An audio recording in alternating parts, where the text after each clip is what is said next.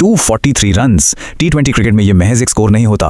ये एक ऐसी दीवार है जिसे पार करना लगभग नामुमकिन माना जाता है। लेकिन 29 अप्रैल 2026 की रात मुंबई इंडियंस के लिए यही 243 रन्स जीत का जश्न नहीं बल्कि एक ऐसा दर्द बन गए जिसे भुलाना मुश्किल है। एक टीम ने इतिहास रचा और दूसरी इतिहास बनकर रह गई। आज के इस टैक्टिकल एनालिसिस में हम एक प्रोफेशनल कोच के नजरिए से इस मैच की गहराई में जाएंगे।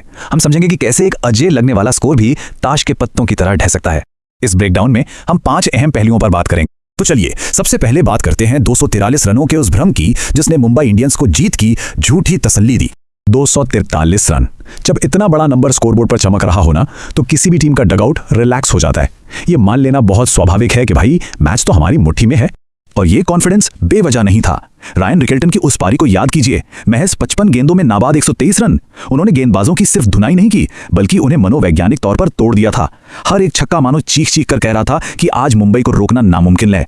डगआउट में जश्न का माहौल था, सबको लगा मैच खत्म। लेकिन क्रिकेट का सबसे क्रूर और सच्चा नियम यही है कि जब तक आखिरी गेंद न फेंकी जाए, जीत आपकी नहीं होती। अब आते हैं दूसरी पारी के उस फेस पर जहां मुंबई ने शुरुआत में ही ये मनोवैज्ञानिक लड़ाई हार दी, यानी पावर प्ले में नाकामी।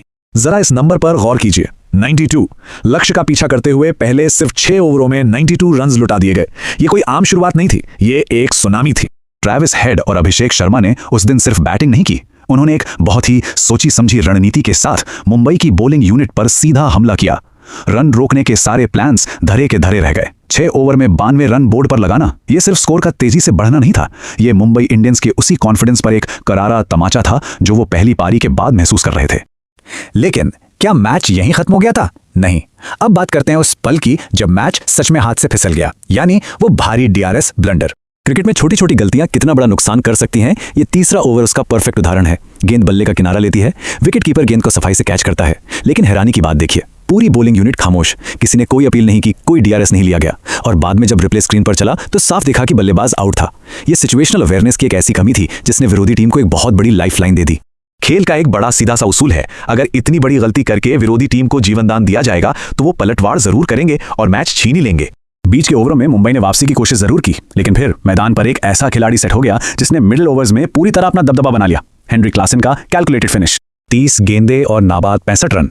स्कोरबोर्ड का इतना भारी दबाव होने के बावजूद हेनरी क्लासन के चेहरे पर या उनके खेल में रत्ती भर भी पैनिक नहीं था। ये सच में एक फिनिशर की मास्टर क्लास थी। उन्होंने कोई भी शॉट हवा में या जल्दबाजी में नहीं खेला। उनकी रन बनाने की रणनीति एकदम सटीक थी। हर एक गेंद का इंतजार किया और उसे अपने प्लान के हिसाब से बाउंड्री के पार भेजा। इस कैलकुलेटेड अप्रोच ने मुंबई इंडियंस की पूरी बॉलिंग स्ट्रैटेजी को चकनाचूर कर दिया। डिफेंडिंग टीम के पास उनके इन शॉट्स का कोई जवाब ही नहीं बचा था। ऐसे मुश्किल वक्त में हर टीम अपने सबसे बड़े मैच विनर की तरफ देखती है, लेकिन हमारा 5वां पॉइंट यही है, प्रमुख गेंदबाज का पतन। वो पल जब नायक भी टीम को नहीं बचा पाते। 54 रन, ये वो नंबर है जो शायद उस दिन मुंबई को सबसे ज्यादा चुभा। ये रन उस गेंदबाज के खाते से आए जिस पर पूरी टीम आंख मूंद कर भरोसा करती है। टैक्टिकल तौर पे पूरी उम्मीद थी कि जसप्रीत बुमराह आएंगे, रनों की इस बाढ़ को रोकेंगे और अहम विकेट निकालकर मैच पलट देंगे। लेकिन क्रिकेट के मैदान पर आंकड़ों की सच्चाई कभी कभी बहुत कड़वी होती है। 4 ओवर 54 रन और विकेट का कॉलम एकदम खाली, 0। ये इस बात का सबसे बड़ा सबूत है कि किसी भी दिन आपका सबसे बड़ा हथियार भी काम करना बंद कर सकता है। और इन सारी रणनीतिक गलतियों का नतीजा क्या निकला? सनराइजर्स हैदराबाद ने यह विशाल और ऐतिहासिक लक्ष्य 18.4 ओवर में ही हासिल कर लिया। 6 विकेट से एक शानदार जीत दर्ज की और मुंबई इंडियंस सिर्फ खामोश खड़ी रह गई।